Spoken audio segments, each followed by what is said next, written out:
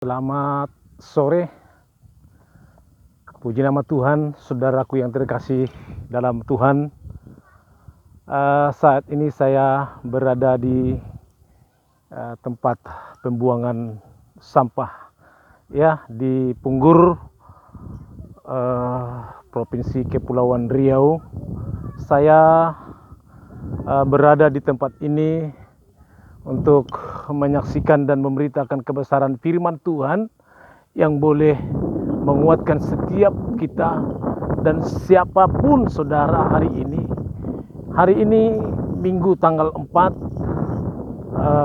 Oktober 2020. Tepat saya berada di sini jam 4:10, saudaraku yang terkasih dalam Tuhan. Nah, mengapa saya memilih tempat ini? Ya, mengapa saya tidak memilih tempat yang indah-indah, yang enak dipandang oleh mata, yang enak diperhatikan oleh mata kita? Ya, tetapi hari ini saya akan menyatakan kebesaran firman Tuhan buat siapapun saudara hari ini. Dan tempat ini mungkin saudara akan bertanya-tanya, mengapa saya harus memilih lokasi tempat pembuangan sampah ini? Ya, saudara, Alkitab mencatat bahwa Yesus juga mengatakan kepada murid-murid dan juga orang-orang Yahudi, orang-orang Farisi, bahwa orang-orang bodoh akan dipakai oleh Allah untuk mempermalukan orang-orang yang pintar, ya, dan orang-orang yang miskin akan dipakai oleh Allah untuk mempermalukan orang-orang yang kaya, ya, saudara, dan juga orang-orang yang lemah akan dibuat oleh Allah untuk mempermalukan orang-orang yang kuat. Saudara, bisa saudara melihat, ya, tumpukan-tumpukan sampah yang ada di tempat ini, saudaraku. Dan di tempat ini ada begitu banyak orang yang mencari kehidupan mereka setiap hari, ya, dari berbagai suku dan juga berbagai agama ada di tempat ini. Mereka menghidupi keluarga mereka, mereka menghidupi anak-anak mereka, biaya-biaya sekolah anak-anak mereka sampai ke perguruan tinggi. Mereka menggunakan tempat ini untuk mendapatkan sisa-sisa yang dibuang oleh warga kota Batam, dan mereka pakai dan mereka jual kembali untuk mendapatkan sedikit demi sedikit apa yang mereka harapkan untuk kehidupan mereka. Saudaraku yang terkasih di dalam Tuhan, bahwa sore hari ini saya mau mengajak saudara untuk terbuka, untuk melek, ya, untuk mari buka hati kita, buka pikiran kita tentang apa yang terjadi hari ini, ya, keguncangan-keguncangan yang terjadi hari ini, ya. Maka oleh sebab itu, saudaraku yang terkasih dalam Tuhan, ini bukan satu peristiwa yang begitu menggemparkan, ya. Ini hanya permulaan yang kita alami dan yang bumi alami hari ini tentang virus corona yang menakutkan semua orang, ya, saudaraku, dan menakutkan semua orang-orang yang percaya, secara khusus adalah orang-orang yang percaya kepada Kristus Yesus. Nah, hari ini saya mau mengatakan, saya mau masuk ke dalam 3 poin yang Tuhan nyatakan, yang Allah akan berlakukan untuk kehidupan manusia, yaitu yang pertama ada masa pemisahan, ya, dan juga yang kedua adalah masa pemurnian, dan yang ketiga adalah masa pengangkatan. Saat hari ini belum berakhir keadaan yang menakutkan ini. Ini adalah bagaimana Allah memisahkan kehidupan kita dari kehidupan daging, dari kehidupan dunia yang memikat kita, yang mengikat seluruh hidup kita tentang keberadaan keindahan dunia. Ya, maka hari ini akan dipisah oleh Allah. Ya, kita akan terpisah, dan barang siapa yang dipisahkan oleh Tuhan dan dipilih oleh Tuhan, dipanggil oleh Yesus menjadi murid-murid dan menjadi orang-orang yang mengerti kehendak Allah. Saudaraku yang terkasih dalam Tuhan, ada dua babak lagi, yaitu yang kedua adalah babak pemurnian dan yang ketiga adalah pengangkatan. Kita ada di masa pemisahan hari ini. Jangan heran saudara, umat-umat Tuhan dalam beribadah kepada Allah, ya, masuk ke dalam rumah-rumah ibadah, tidak lagi mengandalkan, tidak lagi kokoh imannya kepada Allah, bahwa Allah membungkus hidupnya, bahwa Allah menjamin kehidupannya supaya dia tidak termasuk orang-orang yang mendapat celaka. Nah, ini harus disadari saudaraku yang terkasih di dalam Tuhan.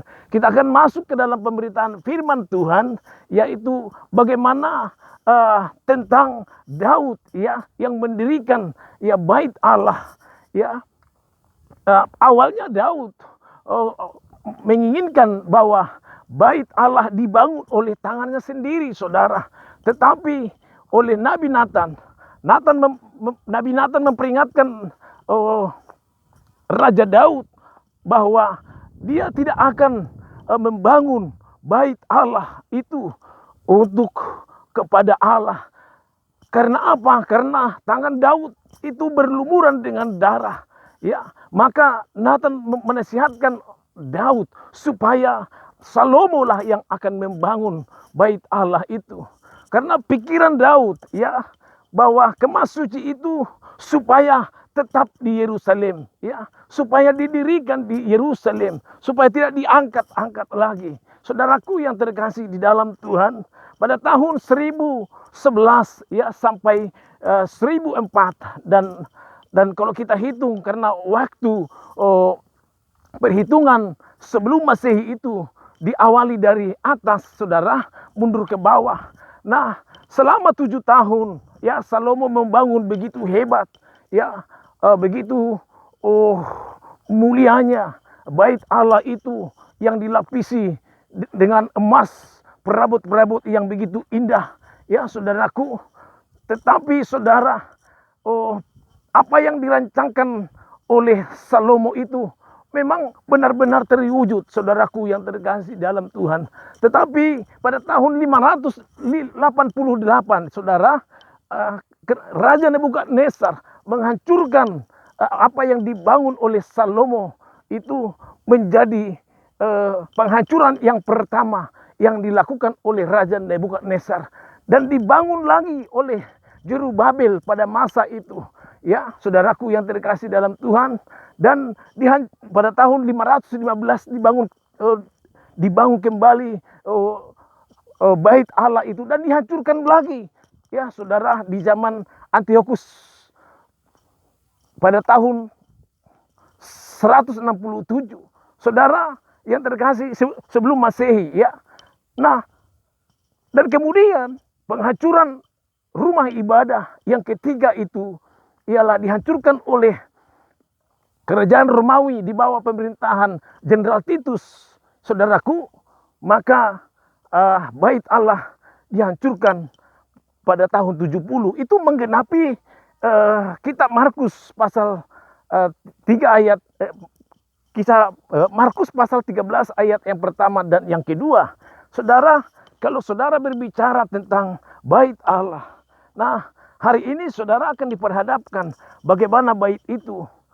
Saudara akan melihat bagaimana manusia, orang-orang Kristen menganggap bait itu begitu satu identitas yang harus dipertahankan, ya, satu identitas yang harus benar-benar dijaga, saudara. Namun saudara jangan lupa bahwa nubuatan khotbah Yesus tentang rumah Allah yang dihancurkan itu adalah khotbah Yesus yang terakhir, yang diperkatakan oleh Yesus sendiri sebelum dirinya ditangkap dan digantung di kayu salib, saudaraku yang terkasih. Saudara, kita bisa melihat hari ini bagaimana umat-umat Tuhan, bagaimana desain pemikiran orang-orang Kristen tidak lagi menjadi orang-orang yang benar-benar hidupnya menjadi hidup yang berkemenangan. Ya, mereka banyak berdoa. Ya, murid-murid Yesus juga banyak berdoa dan Yesus tahu itu. Tetapi iman mereka tidak memiliki satu kepastian terhadap Yesus. Bayangkan ketika mereka di satu perahu, ya, di satu batra bersama-sama dengan Yesus, ketika ada gelombang itu, ketika angin sakal itu melanda dan juga membuat perahu mereka berguncang ke sana kemari, mereka menyalahkan Yesus ketika dia tertidur. Ini lagi-lagi bahwa murid-murid bukan murid yang tidak pernah berdoa, tetapi mereka begitu banyak berdoa, tetapi mereka tidak memiliki iman yang kuat terhadap Allah dan menyalahkan Yesus, saudaraku. Mereka menyalahkan Yesus dan tidak peduli terhadap keadaan yang mereka alami. Nah, ini fenomena yang terjadi hari ini. Umat-umat Tuhan, pelayan-pelayan Tuhan, dengan bangga berpose di media-media, di Facebook, di Instagram, bahkan di media-media yang lain. Mereka dengan bangga berpose, memakai topeng, dan mereka share kepada orang-orang, dan banyak yang like, banyak yang memuji-muji. Tetapi ingat satu hal, saudara. Saudara datang kepada Tuhan dengan memakai topeng yang menutupi wajahmu. Ya, saya teringat terhadap salah satu artis Indonesia. Ya, boleh saya katakan pada masa itu lagu-lagu mereka sangat boom, ya. Ada Peter Pan, ya. Dia katakan, buka dulu topengmu, buka dulu topengmu, biar ku lihat warnamu, biar ku lihat wajahmu. Buka dulu topengmu, biar ku lihat wajahmu. Saudara, pujian ini adalah pujian dunia, ya, yang dikemas begitu rupa. Tetapi pujian ini seolah-olah mengaitkan bahwa kehidupan orang-orang Kristen hari ini dengan bangga mereka mengadakan ibadah-ibadah yang menutupi wajahnya. Mereka memakai topeng untuk datang memuji. Mereka memakai topeng untuk berkhotbah-khotbah. Mereka memakai topeng bernyanyi begitu rupa. Saudara, ukuran hidup kita benar di mata Tuhan tidak dibarengi dengan ibadahmu yang begitu sakral atau liturgi yang Anda buat, dan juga nyanyianmu dan doa-doamu dan juga tanganmu yang kau angkat tinggi-tinggi di gereja. Tetapi ketika engkau menjadi orang yang benar, ketika engkau adalah orang yang benar spesial di mata Allah, saat kehidupanmu berada di luar gereja, berada di luar penyembahan, saudara dilihat bahwa saudara adalah orang-orang yang benar-benar mengikut Yesus. Nah, ini yang menjadi perkembangan yang terjadi hari ini. Saudara jangan bangga dengan apa yang saudara punya, saudara. Ya, hidup kita dibatasi, ya, sebab kita memang terbatas. Kita dibatasi dengan usia 70 tahun. Ya, Mazmur 90 ayat yang ke-10 di sana mengatakan bahwa seyoganya usia manusia itu idealnya dan standar Allah itu 70 tahun. Jikalau kuat itu sampai 80 tahun. Itu membuktikan bahwa standar Allah diikuti dengan angka itu. Sebab ketika standar itu melebihi, maka kekuatan manusia akan melemah. Pendengaran manusia akan berkurang. Pandangan mata manusia akan rabun. Ketika kita melangkah sudah goyang kaki ini.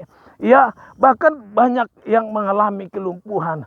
Bahkan penderitaan sampai akhir menjemput hidupnya. Saudaraku yang terkasih dalam Tuhan, saya percaya bahwa hari ini saya mengajak kita, jangan berkecil hati, jangan menjadi orang yang penuh dengan kesombongan, jangan menjadi orang menjadi egois kepada orang-orang yang lain. Jadilah engkau sahabat.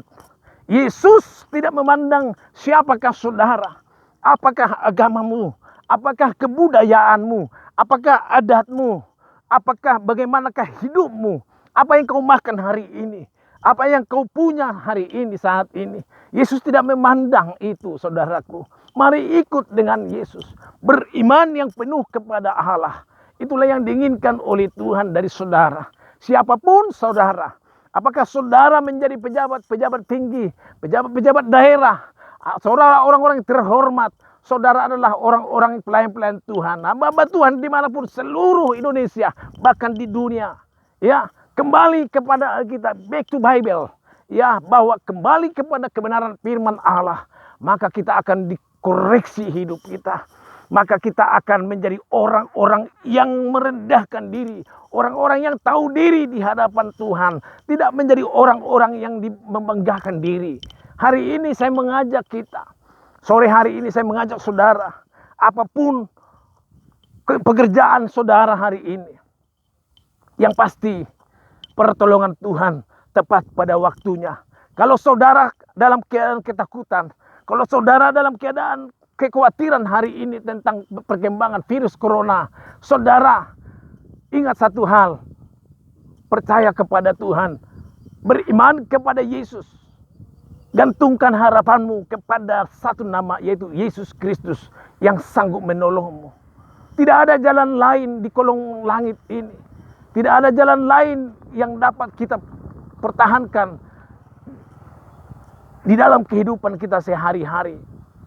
Tetapi hanya Yesus yang sanggup menolong saudara.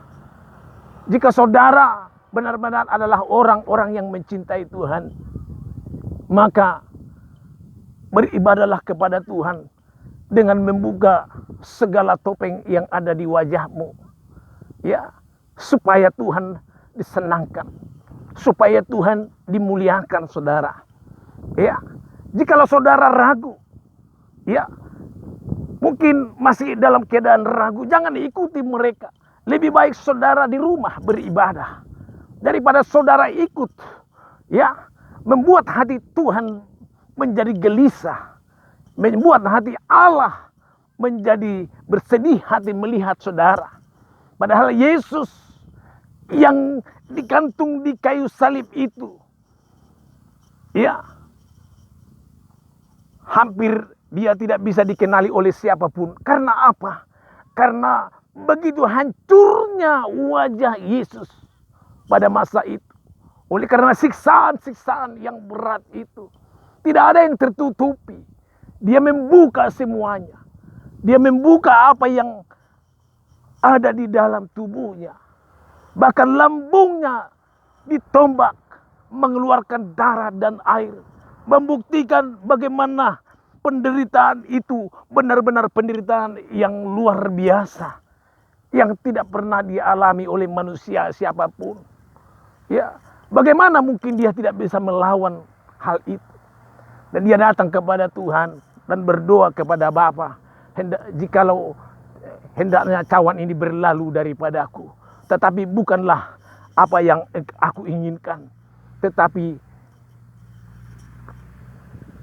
itu adalah rancanganmu sendiri. Saudara, maukah saudara mengatakan hari ini kepada Tuhan, Tuhan, ini hidupku, ini rancanganmu. Apa yang kau patut rancangkan baik bagiku, terjadilah seperti apa yang Tuhan mau. Satu teladan yang diberikan oleh Daniel pada masa itu. Ya, saudara mengingat Daniel kan? Kalau saudara menjadi orang yang percaya kepada Allah, pasti mengingat Daniel dan juga teman-teman Daniel, Sadrak, Mesak, dan Abednego. Secara terpisah mereka ini mendapat hukuman yang begitu tidak patut dari Raja Nebukadnezar. Ya, Sadrak, Mesak, dan Abednego dimasukkan ke dalam api. Daniel dimasukkan ke dalam gua singa. Mengapa demikian?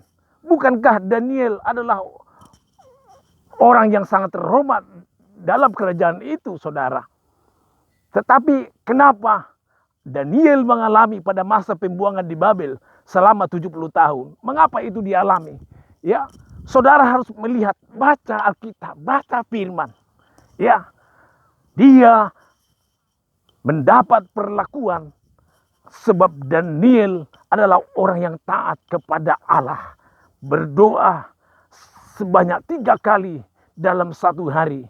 Dan memuji-muji Tuhan di pagi hari, di siang hari, dan juga di malam hari. Itulah yang menjerat Daniel, saudara. Nah, apa yang terjadi?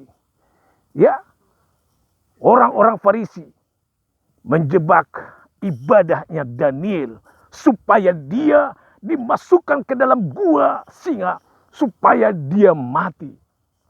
Apa yang terjadi, saudaraku?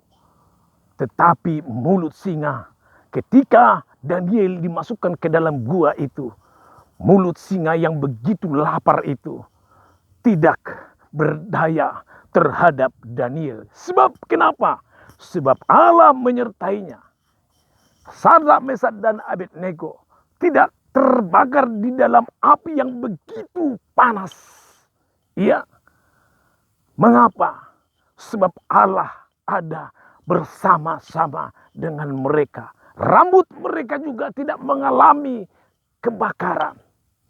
Saudaraku yang terkasih dalam Tuhan, saudara jangan menganggap itu dulu, sekarang lain. Saudara, dulu, sekarang akan datang sama di mata Tuhan.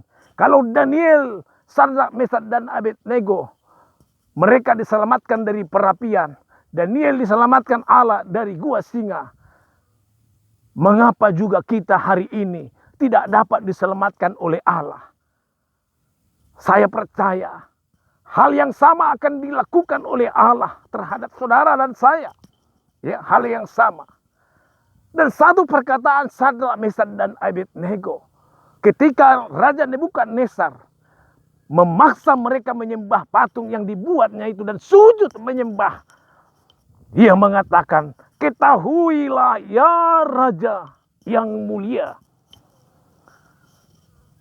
sekalipun tidak ada pertolongan dari Allahku, ketahuilah aku tidak akan menyembah patung yang Raja buat.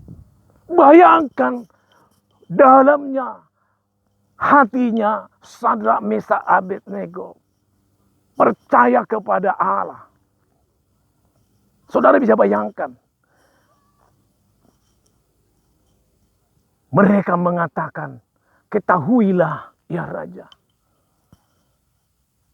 aku tidak akan menyembah patung yang engkau buat. Sekalipun Allahku tidak dapat menolong aku, tetapi aku percaya Allahku akan menyelamatkanku.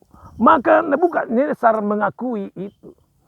Dia mengatakan sebagai jaminan kepada Sadrak, Mesak, dan Abednego, barang siapa yang mencederai atau melakukan kejahatan kepada Sadrak, Mesak, dan Abednego, dia akan dihukum mati.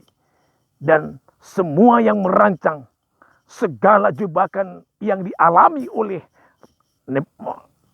Sadrak, Mesak, dan Abednego, sehingga mereka dimasukkan ke dalam perapian yang panas itu, mereka semua dimasukkan bersama-sama dengan anak-anak dan istrinya.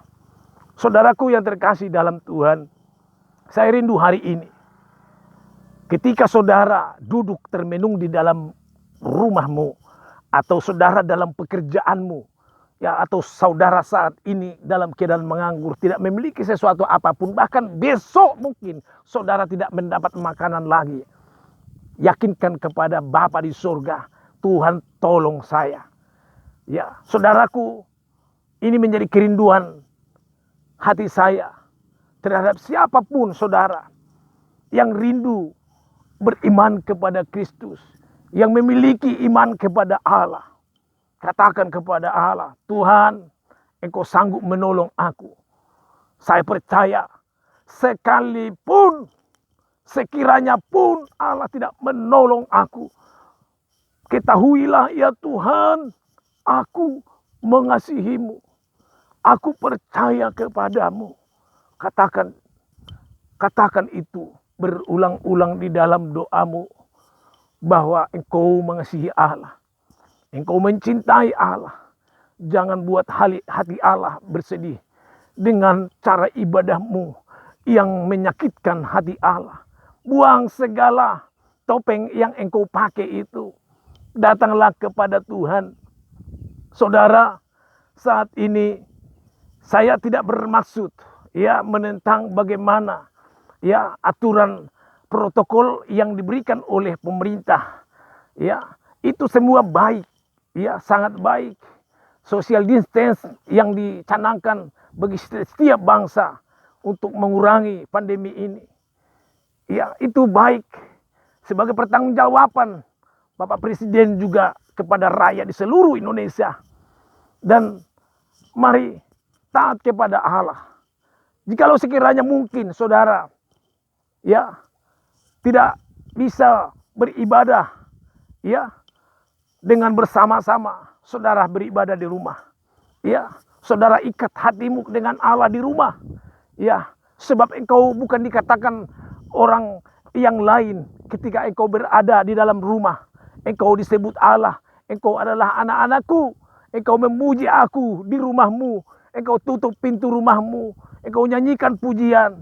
Engkau gaungkan doamu sedalam-dalamnya kepada Allah. Maka Allah akan menyambut saudara dan saya. Tidak harus saudara harus pergi bersama-sama dengan orang banyak. Melakukan segala ritual-ritual atau liturgi-liturgi yang tidak menjaminmu menjadi orang yang berhubungan intim terhadap Allah. Tetapi ketika engkau beribadah di hadapan Tuhan, beribadahlah engkau di rumah saudara, supaya hati Tuhan tidak terkoyak dengan keberadaanmu. Ini menjadi pesan saya secara pribadi. Saya juga mengasihi Tuhan lebih dari apapun. Bahwa hidup saya, tubuh, jiwa, roh saya ini adalah milik kepunyaan Tuhan. Apa yang Tuhan mau dalam hidup saya? Apa yang Tuhan rancangkan dalam setiap perkara hidup saya? Semuanya sudah kuserahkan kepada Tuhan. Bagaimana hidup saya di masa mendatang? Penyerahan penuh kepada Allah. Pengharapan penuh kepada Allah. Saudara harus buat dengan komitmen untuk percaya kepada Allah. Maka Yoel pasal 2 ayat 32-33 mengatakan bahwa barang siapa yang berseru di Gunung Sion, di Yerusalem adalah orang-orang yang termasuk akan diselamatkan. Saudara, jangan tunggu lama-lama untuk percaya kepada Kristus. Kalau saudara selama ini menjadi orang Kristen, itu baik. Tapi kalau saudara lalai menjadi orang Kristen yang selama ini saudara acuh tak acuh hubunganmu dengan Tuhan, itu yang luar biasa yang harus Anda ubah. Sebab firman itu adalah firman yang hidup dan berkuasa. Pedang itu bagaikan bahwa firman itu bagaikan pedang bermata dua. Itu berarti bahwa firman itulah yang mengubahkan hidup saudara. Penyerahan saudara terhadap Tuhan. Katakan kepada Tuhan, ini hidup saya Tuhan. Pakai dengan apa yang Tuhan rancangkan. Saudara, jangan cari hormat kepada manusia.